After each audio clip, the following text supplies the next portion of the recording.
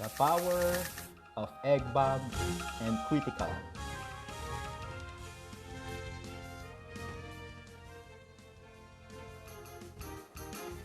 Let's go! Ayan, nakikita natin.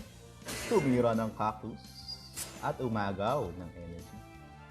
Goods na goods. At the base, kumattail tayo doon. Diba? Kinembotan natin ng isang pangmalakasan. Pass lang tayo dyan. Second round, madalas, nanlalason. Umuutot. Ang mga plantito. Nag-wild na tayo dito. Unang kaltok!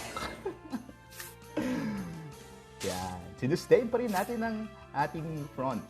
No? Ano na? Wawapak na tayo dito. Wapak! Wapak! Wapak! And wapak. Okay, may mga lason-lason na tayo, no? Alright. Dito, nag-pass tayo dahil alam natin mag-last stand yan. Okay, nagamit pa natin. Ayun, oh, kita nyo ba? 6 energy. Ito na naman.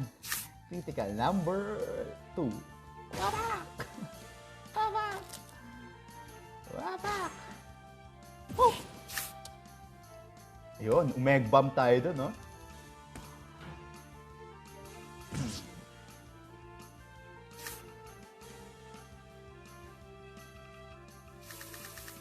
Alright, ito na.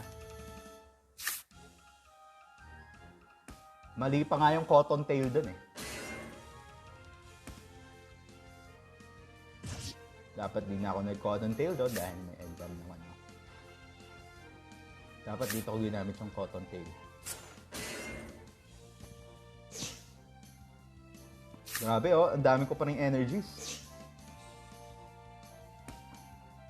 Ito na naman. Bugog! Initlogan mga kababayan. At ito na, GG na to.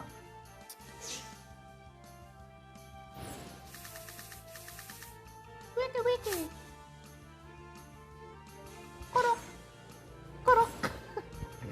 GG, well played. Sana hindi malungkot si Ricky Boy.